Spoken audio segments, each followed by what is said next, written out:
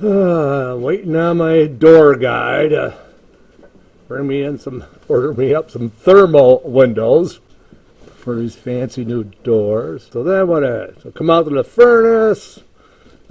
My new used furnace kind of helps get the heat up in here. Threw it on and I turned it on and having issues. So I called Andy, my furnace car guy buddy. Says I gotta go up on the roof and see if a lot of snow didn't plug up this where it gets its cool air from or whatever. There we go, gotta go outside. It's February, we got hammered with freaking snow. Unfreaking believable. Wintertime I just like to stay in the house, nice and toasty, work on a project. It does look really picturesque though. I really wish I wasn't skiing. And there's all the bug eyes. There's how many bug eyes? 5 bug eyes and Oster Healy buried under all that mess. We'll take a look at them in the spring. See it up there? That's the little chimney to my fancy new used wood stove. I just put it in. See, look at it. I think he's right. So much snow accumulated around it because I don't use it all the time. Alright, we're shutting down.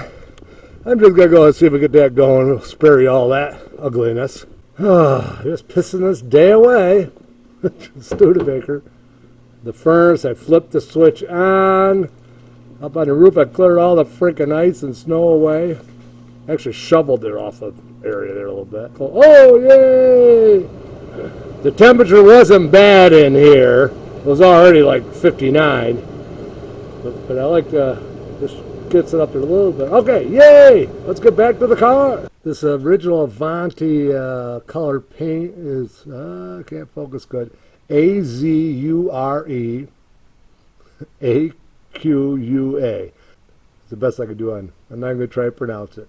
It's a turquoise color. It's also matches up with cross-reference was the 1964 Chevy General Motors El Camino. It had the same color. There you go.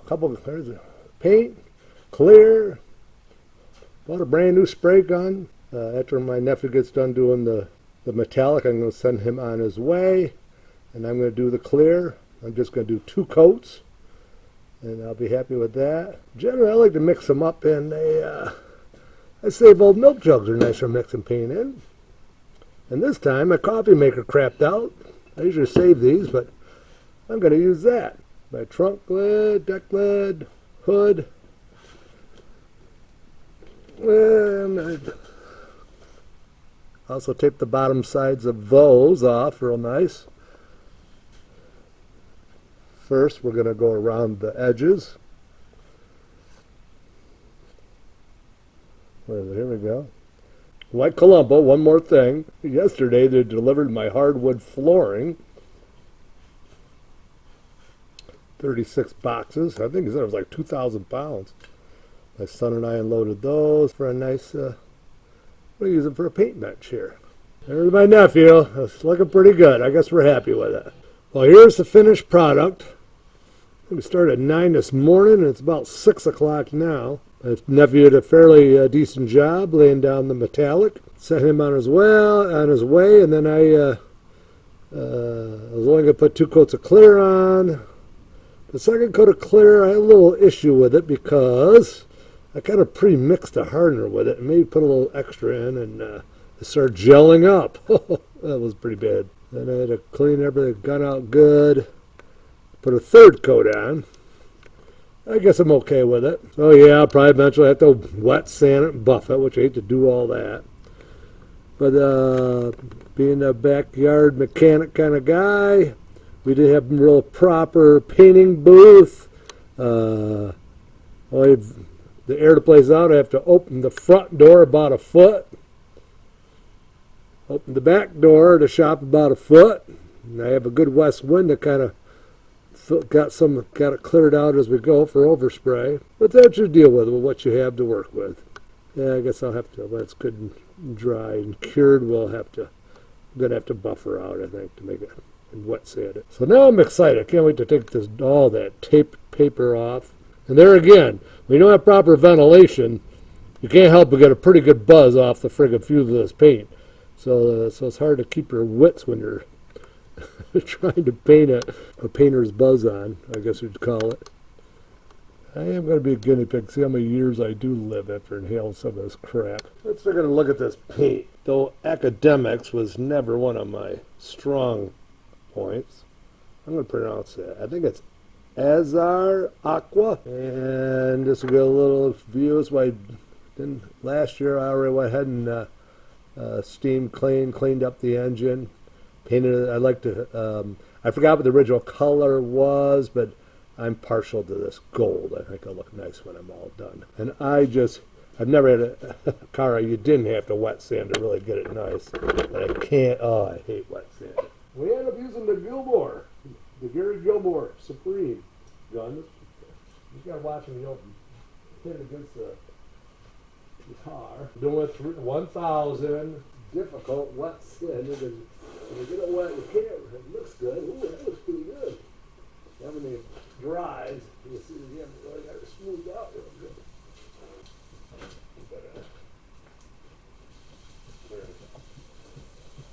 Yeah, it's a good thing I ended up putting 3 coats on it. Gives me a lot of clear enough sand to level it out. These generic chamois are nice. For years I used real ones. But these really look good. You chamois it. You gotta see better where you might have to go back and do it again.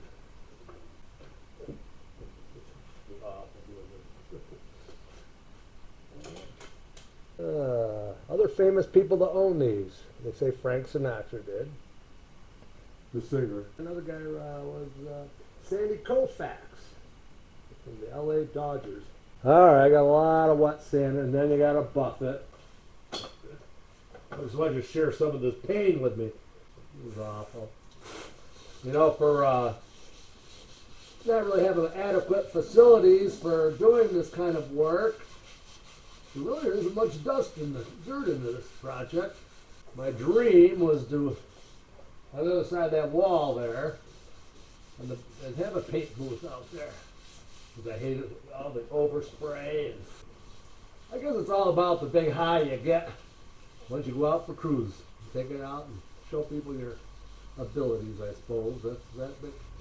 The average dope would even see down here the lower part, the rockers on the car. I want the whole vehicle to have that nice luster. Yes, I guess I have a problem because I'm so anal. Where did they come up with that name? Or when did they make that word popular? Anal. So anal. Sounds stinky. And there again. I was always going to get a lift in here. Someday you're going to get a lift. It's crawling around like this, so yeah. Now that you buy a lift for a brand new one get a nice new one for probably $3,000. I wouldn't even bother to use them. Ugh.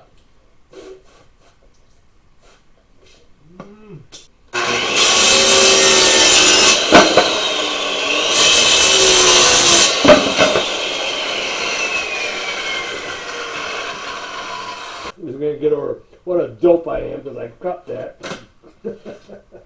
I should replace this slat, but if I do a quick fix, sweet Jesus, I can't believe how much time I've pissed away on this.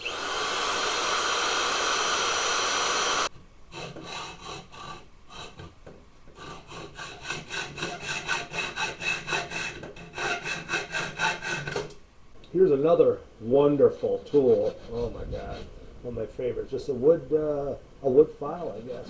There. I might have to put some paint on that there in the future. What I find amazing is I put 3 good coats of clear on this vehicle, and I only had like 1 run, and you probably won't even see it. And on the rear quarter, only other issue, it's a factory with different pieces of fiberglass body where they join them. But there's no real imperfection here. I like leaving some of the original imperfections. There again, these Avantis were pretty much hand built. I'm so pleased of how this paint job came out on this Avanti. I've just finished wet sanding it, 1000 grit, and my nephew the day he painted, he goes, well, I've never really painted a whole car, just a fender or hood, but he did a wonderful job. We might do the top of the hood at a later date. And as I say, the best results, if you don't have really proper, good facilities, is I wash the floor down nice. I always nice to wet sand your primer and make sure it's rinsed real clean. I can't believe I had very little dirt in it. Of course, a little orange peel, but I think the most professional facilities, you really got to wet sand them and buff them no matter what. And 1000 grit, I think it'd be good. I'm going to go to 1500. As I say, one thing with wet sanding, it's difficult. You know, seeing it, sometimes you have to let it dry and go back and look at it. Sometimes you can, after you wet sand, you can hit it with a chamois and see a little better. But boy, I got her. She feels good. I get real spiritual when it comes to this kind of thing. My mother, God bless her, good Christian lady, a clown until she was 84, which is on the cover of my book, I might add. That's my mother. She used to drive a Indian Scout, even though that's not the same motorcycle. And I got to get with my niece-in-law, I was called my daughter-in-law. She's going to help me get the right venues for getting my book out there. Proceeds of this book is going to be donated to Golisano Children's Center Hospital in Rochester in memory of my mother. She was a pretty cool lady and a good Christian. So I think her and the good Lord helped us get through this paint job. You know, I had a lot of clear on it, but boy, I did cut through here with my 1000 on this edge. I don't know if you can see me here. Well, I carefully touched it up with the original aqua. There's our aqua. Very carefully. I'm going to kind of wet sand because I did get into the primer. Oh, what I got my new ensemble, another hand-me-down from the kid. What's this? C-A-L-I. So it's some sort of California thing. I took out the C and I because Al's my middle name. The other thing that really excited me was that I told you on the left side, whatever it was, some kind of reaction here really caused this to, and I can't believe it came out that good. Got a couple little bitty pimples here, but I'm not going to take them out. Take too much clear off. I'm going to live with it. I won't hardly even notice them. So that came out pretty good. I'm just excited that everything came out this good. And something that does disturb me a little is I did spend a lot of time steam cleaning, wire brush cupping, cleaning the whole undercarriage. And there you go.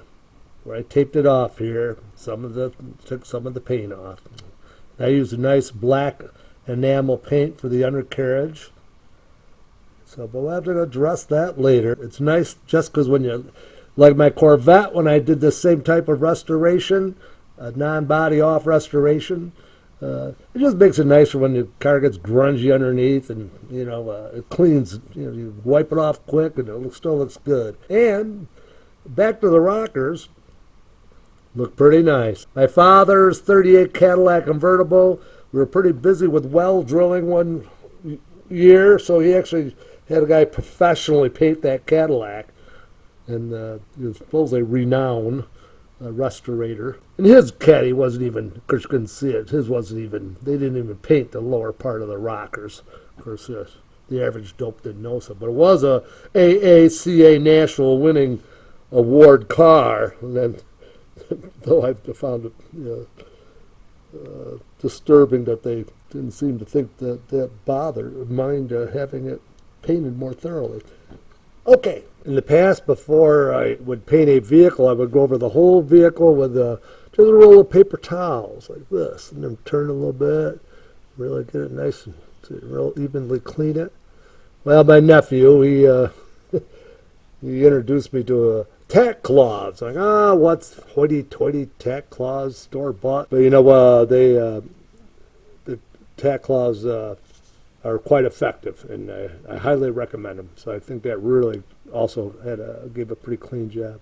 Thanks to my friend, Jim, goes by the name of Peach. He's a British motorcycle friend of mine. Put her in a new house, a double wide modular. He didn't like this furnace after the first season. It was too big for the house, he said. So I did some bush hogging for him in his fields, and he gave this to me. And because it was this style furnace, I don't know all the jargon, I had to build underneath here is where it blows out the hot air from below. And there again, I made sure I washed this whole area down real good, the whole floor, before I repainted the vehicle, and blew hot air out the bottom, and it was nice and clean, and it didn't really raise any dust, which I think was better than. And believe me, for years, 30 years dealing with a wood stove out here trying to do painting. Oh yeah, and then I think the furnace was called a Miller, and I wrote Canoe Jim Miller because while I was installing this, he's a good friend of mine, built custom canoes, just died of prostate cancer. So watch that out there, guys. Great guy. In fact, Jim, they had him portray Johnny Appleseed, and a local TV station did a documentary on Johnny Appleseed on Canadice Lake near here. So that was his claim to fame. And he just showed him going through the water with his canoe, dressed as Johnny Appleseed. Okay, Jim, I hope everything's good with you. I'll see you soon. I'm running out of time myself. Great guy. Just a cool dude. Missed him. And Jim, what a noble guy. He had a little cabin near Canadice Lake. And though he was just started getting Social Security, too, and get cancer, prostrate. Anyhow, he married his longtime girlfriend, had a nice wedding before his health got too bad, right down by the lake. And so that way he could leave. He left his little cabin to his longtime girlfriend, who he married. Goodbye, Jim. Here's a photo of Canoe Jim and his new wife in the back of my Avanti on his wedding day. I just finished wet sanding with 1500, which is actually a little too fine, I think. I had a lot of it on hand, so I used it. Now I'm not going to sand her anymore. I think that's good enough. You know, and I think it was one day Canoe Jim stopped in here. He says, you know, my doctor says I might not make it till Christmas. And I was kind of shocked. And he says, but he's referred me to this female Asian doctor. And she says she can give me another 5 to 8 months of freaking quality life. And I'm thinking, wow. And then he's the one that remarked, it seems like those Asians always seem to win the spelling bees. And here he is, a poor guy, lucky he's got months left, you know. Well, that's Canoe Jim. And why is it? Somebody approached me and they said, I heard Canoe Jim passed. Instead of saying die. Where do they get that from? You passed what? Passed a tractor trailer? Passed gas? Well, I'm done buffing out the Studi. Rubbing compound, just some aggressive stuff. I'm very happy, very excited. So now I'm going to wash the car down real good, wash down underneath where everything got dirty from all the sanding, and get all the undercarriage all washed back up nice, chamois it all off real good. Then I'm going to wax it, and it gets more exciting. Then I can just cover it and start assembling it a little at a time. I have to get that transmission out before my shoulder surgery. Another little quick here. Before I do that, though, I see the trunk got some water in it, which is no big deal. Of course, it's fiberglass. I think I pointed out before, I thought it was pretty cool. They had a spot here for the jack handle. There it is. See that? I thought it was pretty cool. And these little tabs that kind of hold it. I'm going to clean them up the best I can. Just put them in the sink, wash with cold water. I'm going to dry them out. Oh, I don't want to hurt it. There you go. I'd rather use anything original with a car. I'm sure they have replacements. The other weird thing I noticed was this here. These they're like felt, and they're sopping wet. You can see by the underneath of the bolts, they're kind of rusty. Though the car was stored in kind of a lean-to, the third owner had it. I see this trunk release is pretty rusty wet, so it never worked. What else was there? So I'm going to clean those up in the sink. There's no real drain hole in here, but I did. Prior, I did take a wrench, and I see that this one, I got her, she loosens up. And these body bolts over here, I tried them both and loosened them up. Because I was a little skeptical of that. See, as rusty as that looks, it's just from the moisture inside. Under the car, the threads are great. So that's why it's a little rusty in the trunk. Or maybe it did leak a little when the guy drove it. I'm going to wring these felt things carefully. I'm sure they have replacement, look real nice, but no, I want to keep as much, as I say, and even the paint on the car, eventually, it came out pretty good. Eventually I'm going to have freaking, this is my vetting, a bunch of chips all over here, because I am going to be driving it. I'll try to get home before dark. And one more thing, Columbo. This is something I found in there too. I'm moving too fast here. One right down the middle down here. I think it's some kind of original, I think it's original equipment. But it's really, through the years of heat, it's like melded kind of. See how it was like a piece of carpet, and then it had something. This I will discard. It's pretty rough. But I will save it until they can order me up reproduction. And I am going to back out these 3 bolts. 1, 2, 3. So body mounting bolts. And at a later date, I'm going to show you how we restore those without using a cabinet sandblaster or sand. And then even this cable, I should address that issue. I can talk fancy pants. I'm going to address that issue.